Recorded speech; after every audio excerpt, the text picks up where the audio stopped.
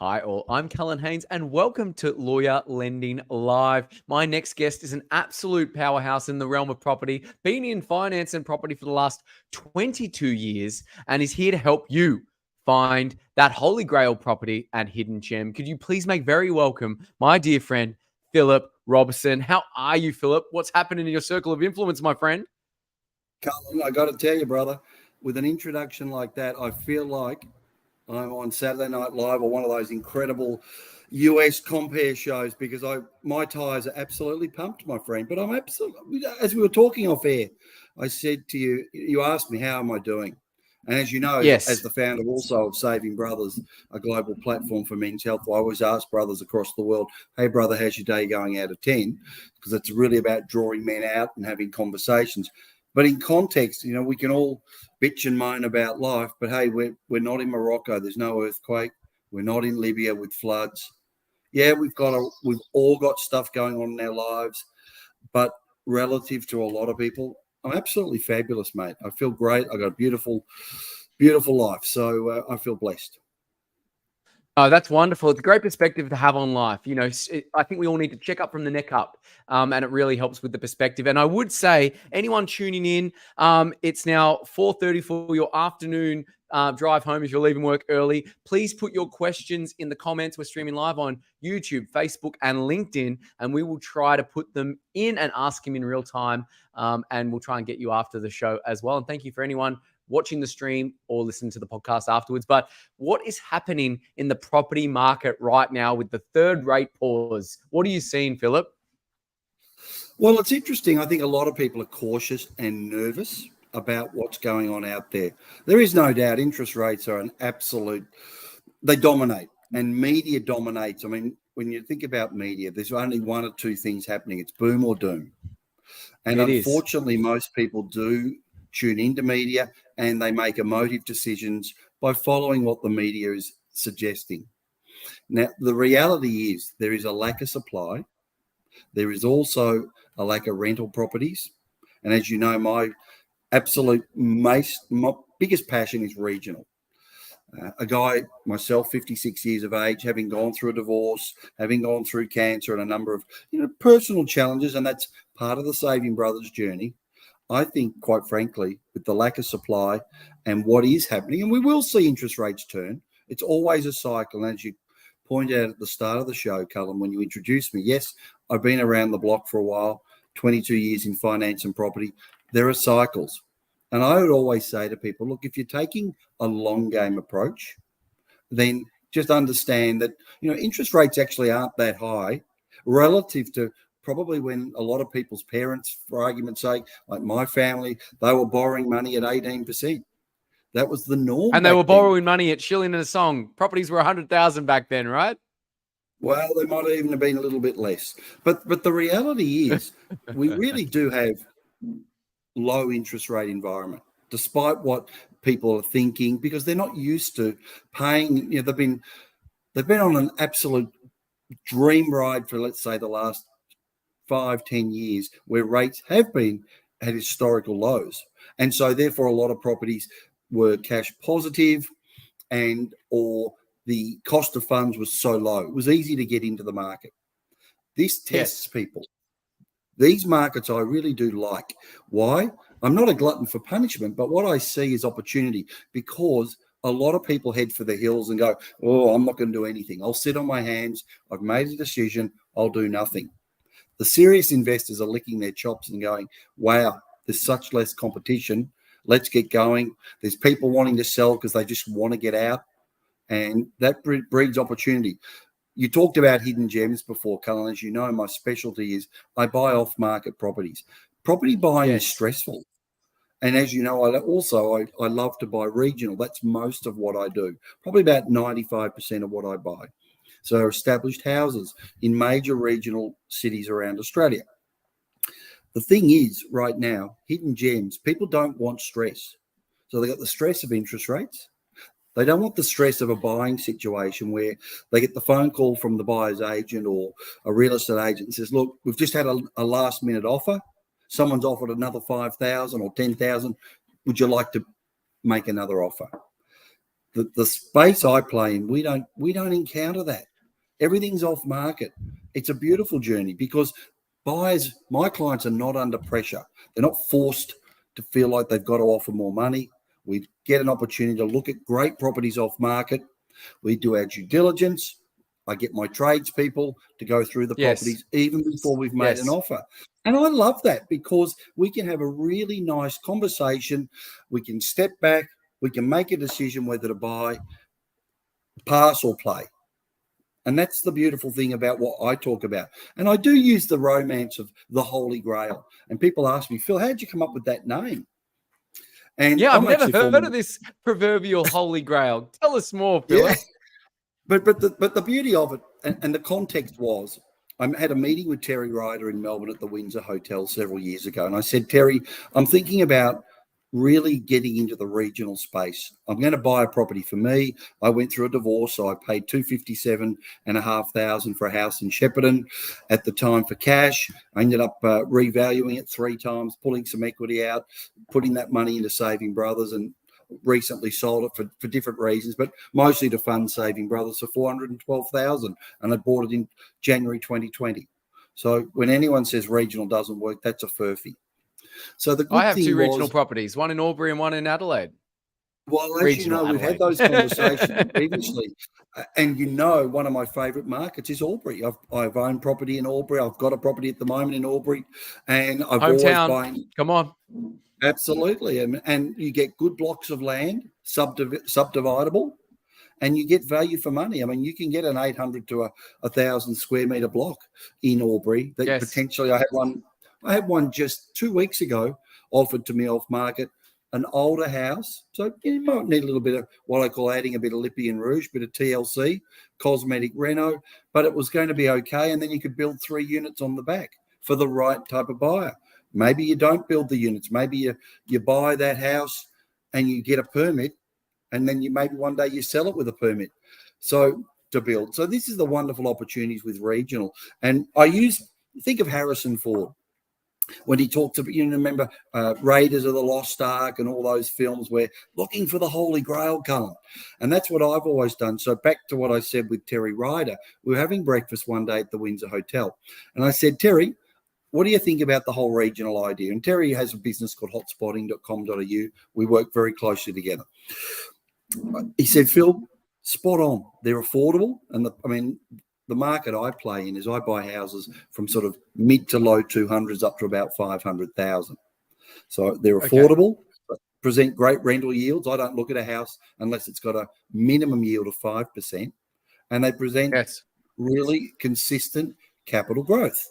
And for me, it's like, wow, Terry, that's the Holy Grail, because that's what people want. Affordability, great rental return, capital growth. Tick all 3 boxes. And if we can't do that, we don't look at it. So I think the biggest thing, if I can convey to people today who are either listening live or are going to listen to the replay, is that the right regional areas based on good research and strong fundamentals of employment, infrastructure, social services, hospitals, schools, not mining towns, but have got good fundamentals, will grow in value.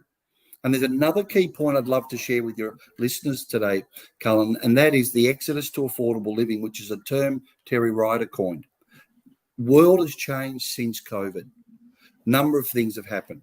We've seen that a lot of people have they can't afford to be in Sydney. I mean, I'm an ex-boy from Lane Cove as a kid, even though I live in Melbourne. But look at the prices there. Ridiculous. You wouldn't buy Lane Cove. What an area, huh? What a booming beautiful area. Spot. I lived right near St. Ignatius Riverview, and it was beautiful. That was my backyard. But the thing is, people don't realise that so many people have been forced out of big cities. So they want to look at an affordable lifestyle. So they're looking at regional locations. First home buyers are looking at regional. I do a lot of business with Sydney investors, in particularly also not only Sydney investors, but SMSF Sydney investors who say, well, I've got a self-managed super fund. Where can I afford to buy? So that's the beauty of regional as well. So I think because the world has changed, Cullen, the way we do business, not everybody has to go to an office anymore. That's one of the key things. We can work remotely. So the whole sociology or psychology around how we conduct business has shifted for good, I think. So therefore, a lot of people are prepared to move to regions, whether it be the Lower Hunter or it's Cessnock or it's Maitland or wherever it might well be. Goodness knows. I mean, in Queensland, I buy a lot in Toowoomba, for example. But this is the thing, the world's changed and it's not going back. And we've also got a federal government that wants more migration. So with more migration, people coming in to live in Australia, where are they going to live? They've got to go somewhere. It's an important point. Yeah, and so when people say, oh, the markets are soft, you watch, it's going to ramp up again. I mean, Terry and I have talked about it on my podcast several times where, as he said, economists, bankers have predicted the end of the run, end of the boom 5 times in the last 2 years. And I always say, why would you go to an economist to ask about property? That always absolutely thought that was bizarre. Why would you go to an economist? It's like going to a plumber and say, mate, can you put the PowerPoint over there? And he goes, mate, I'm a plumber. Yeah, but you're a tradesman, aren't you? You can do this. You're no different to going to a lawyer and saying, listen, I'm going through a divorce. And he goes, mate, I'm a prosecutor or I'm a commercial litigator. Not a family law person. Different subsets. Absolutely. Absolutely. Yeah. And talking about lawyers, Kayla Curtis is joining in from Coots Lawyers and Conveyances in Narellan. Shout out to Kayla. She says, hey, guys, great stuff. Hey, Kayla, you do a great job. So please, thank you for tuning in. Highly encourage anyone else to ask some questions. I know this is quite an interesting question. You may get it all the time. Is now the right time to get into either investing or buying the property? Because people are saying, wait until the rates come down. I've had that with clients. They're like, oh, I'll get my pre-approval when the rates come down. What's your thoughts on that in terms of the right time? Yeah. And what's the saying? The right time to buy was yesterday or another time. And the second best time is now. And look, that's the reality because we are not making more land in Australia. We have enough problems with state and local jurisdictions titling land. And so just because if you wait, but it might come down 0.5% and then my cost of funds. But what if the property grows in value in that time and you go, right, the rates have come down by 0.5%, I'm ready. And you go, great, well, that property that you were looking at, that's now gone up by another $15,000, $20,000, $25,000 in that time. I think that's the risk. And the reality right now is there is a lack of supply out there, and particularly in the regions, because people are saying, well, geez, should I sell? But if I sell, where will I go and live? So what we're finding is the people that are tending to sell are either circumstances have changed, so they want to cash out and get some money, or we're finding that real estate agents are really hammering their rent rolls and saying, hey, we've had really great results. Now's a good time to change. Or you've got grandma or grandpa, they're going into a retirement home and now they need to pay for the refundable accommodation deposit in a retirement home to sell the family home. So I really don't see that. And these are based on the conversations I personally have. I think anecdotal evidence is always the important thing to go by. And of course, there are markets within markets. Australia has thousands of markets. So it's also about where you're looking to buy and why you're buying. I mean, if it's a personal decision to buy something to live in, well, one, that's obviously a very personal and emotive decision. And maybe the timing is right or it's not right. I can only really look at what I do, which is investing. I only work with investors. And that is really, I can't see this market's going to drop overall. Now, there will be markets that will come down for different reasons. And obviously right now we want to avoid those markets. Or maybe we buy or we wait and buy. But I would say, look, it's horses for courses. And ultimately, everybody's circumstances and situation, as you know, just like when you're doing finance, Cullen, you're doing a fact find, a needs analysis. Everybody's situation's different. And their psychology and their appetite for risk is different. So there really isn't a right or wrong 100%. time. But fundamentally, if it was my money and I'm offering advice to my sons, because I've got 2 boys, I'd be saying, get in now. And one of the things I love doing, and you know this, Colin, is I love to talk about rent vesting. I I didn't coin the term, but the idea, like for me personally, I went through a divorce. I don't have my family home anymore. I rent in the suburb where I want to live, and I invest where I can afford. And that to me is one of the beautiful things about why people buy in places like Adelaide, like you have, and Albury, your old stomping ground. Absolutely. Do a Deanie when I can on the main drive, Dean Street, when I'm back and I'm visiting. So shout out to Albury and Xavier High School, where I went to high school. But nonetheless, There you go. Kayla Don't mind asked the that public question. house. Yes. Don't mind the Yes, public the house. public house is good. Yeah, it's a good spot for a feed. It is. You, Legend Cullen, she said, yes, is now a good time to invest, which I think you've answered that question. So thank you, Kayla. And Simone Lord is joining from the business growth mindset. Well done, Simone. So amazing work and great job. So keep the questions and comments coming. We like the engagement, guys. Where are your top 3 property hotspots your clients and yourself are absolutely digging right now, my friend? You know, that's a great question, Cullen. That's going to come down to what the customer's goals are. For a long time, I've loved Toowoomba. I think Toowoomba's a ripper market. It's the home of the equestrian centre for the Olympic Games. And we know historically that cities, and I'm now talking more generally about Brisbane and Queensland, but cities that have hosted Olympic Games previously have done extremely, extremely well. So I'm a big fan. I give it a big tick. I think there's certainly plenty of good spots around Adelaide. If you're looking for value, quite frankly, he's a bit of a roughie. I always like a roughie if you're thinking horse racing. Believe it or not, Port Augusta, an interesting spot. It's all about renewable energy, coming off a low base, median price of $219,000 on about 142 sales last year, but had capital growth of 22%. So if you're looking for a bit of value and roughy, and also the ability to get a strong yield around 6 to 8%, I think Port Augusta is definitely one. Another city for those in New South Wales, I'm a big fan of Tamworth as well. Oh, Tamworth, country music capital of Australia. Yeah, scooting, but there's a lot of good things going on. Rockhampton in the right spots is another good one.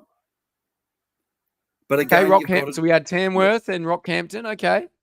Yeah, you've got to be careful with Rocky, because Rockhampton, because of when the Fitzroy River floods, they've got high water levies in the council rates. So again, you've just got to do your homework. But there are so many locations where you can, again, I mean, Brisbane is another example. And as you know, whilst predominantly I buy regional properties, I also do some new build stuff, having done that for 15 years. I like this new model called co-living. And that's a very interesting model. So you've got a 3-bedroom house, so it's like a house and land, and you've got each bedroom's got an ensuite. And what you can do is you actually rent out through one property manager each bedroom. So you got rents starting from $900 a week, about $900 to $1,000 a week. Very popular in Brisbane for the right type of clientele. So again, depends on what people are looking for. If it's cash flow, that's a good product. If it's cash flow, again, something like a Port Augusta. But again, it's always about doing the numbers. So co-living, is it a certain type of clientele that lives in it, like a student, or who would we see living in co-living? Absolutely. You and I could move in. I mean, quite frankly, so you can actually have 2 couples and a single person. And it's quite interesting. I've spoken to some of the people who build them and the property managers up in Brisbane. You might find your social services, your nursing staff. A buddy of mine, his brother moved into one. He's a fly-in, fly-out worker out of Brisbane, and he went through a divorce. The divorces are very popular these days. Went through a divorce, and he needed somewhere to go and live, and he didn't really want to rent a house. So because he's in and out of Brisbane, because of his work requirements, Cullen, that just suited him. He's got a lockable bedroom. So single people, couples, there really isn't a specific demographic. And because we have been constantly bombarded with the fact is we've got a rental crisis, properties like that are proving to be very popular.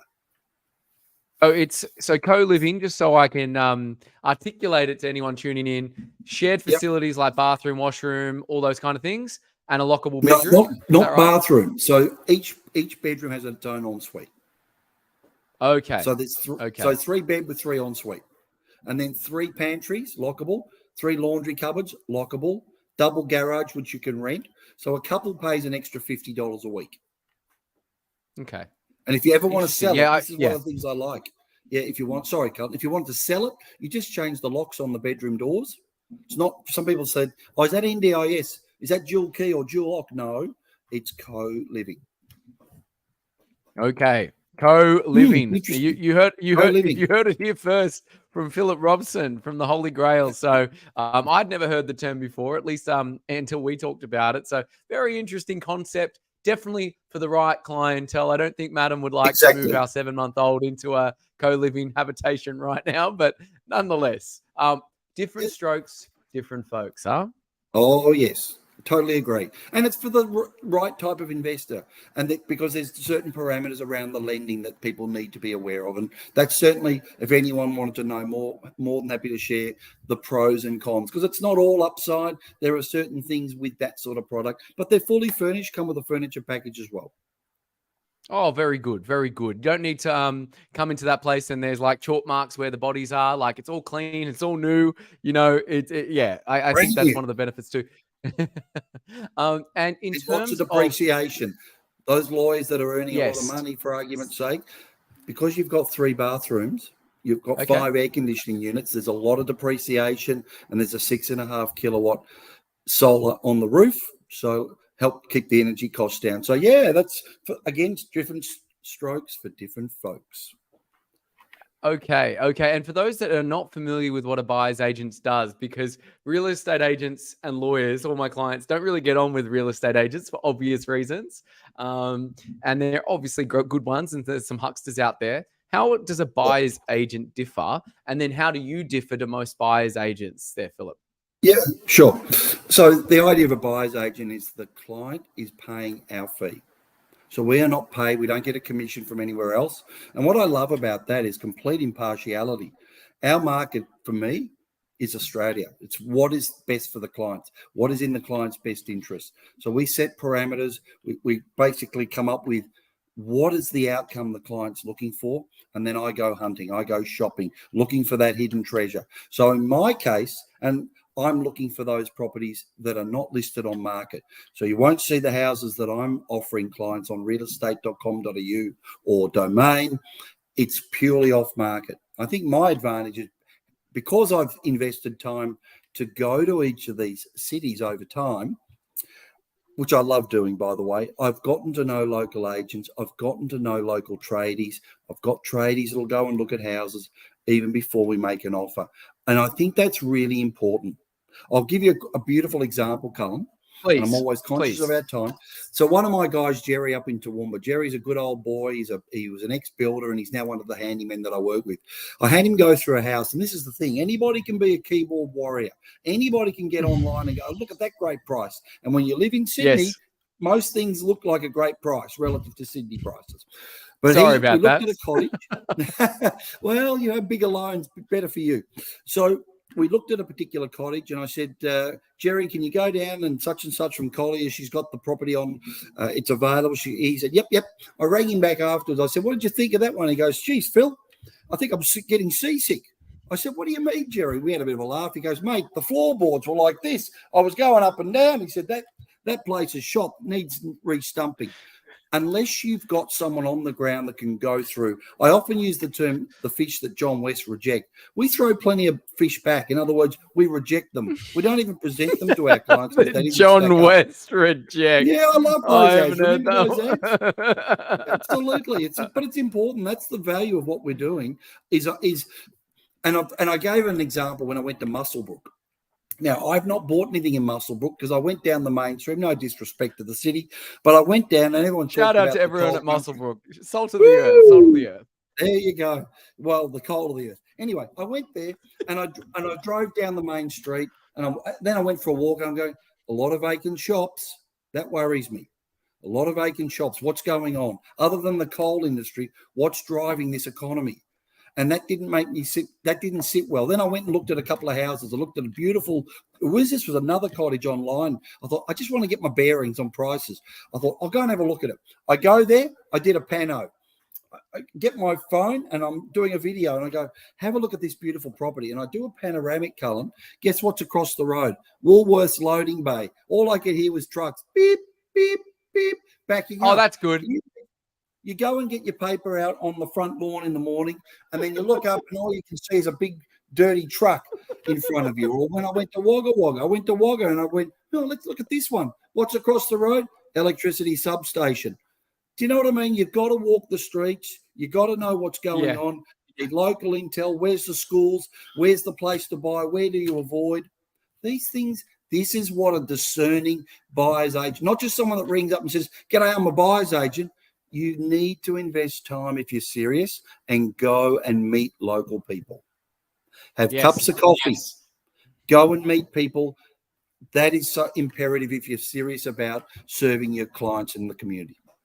Of course. And someone like you, 22 years in the industry, it does help, because I know my friend Ben Handler has got a school where a lot of buyers agents are going through. And but I don't know, 5 years ago, 10 years ago, there was only 500 buyers agents. How many are there now, Philip? There's like, I don't know. I stay in my lane, brother. Okay, but nonetheless, how many mortgage brokers are there now in the last 5 years? There's 19,000, mon ami, but there's only one dealing with just lawyers, and we're in the top 100. So there you go. Yeah. Like you got to stick to your knitting. We only do lawyers. That's all we. There's this odd misconception that lawyers and barristers are hard to deal with. I don't know where this misconception came from, but we find them lovely, and we are honored to serve the legal community. Philip, it's an absolute pleasure chatting to you today. Where can people find you, and where are you hanging out, mon ami? Yeah, mon ami, look, probably the easiest, the holygrail.com.au. They can find me on LinkedIn. It'll probably come up, because on LinkedIn, it'll come up as my profile is Saving Brothers. But my mobile number, all my contact details are there. Always happy to have a chat with somebody. And, yeah, looking forward to helping as many people as we can over the next few years. Thank you so much, Philip. You're an absolute legend. And thank you for everyone tuning in or listening to the podcast. It's been an absolute pleasure. And chat to you next Wednesday when we interview the next legend of loans. Thank you so much.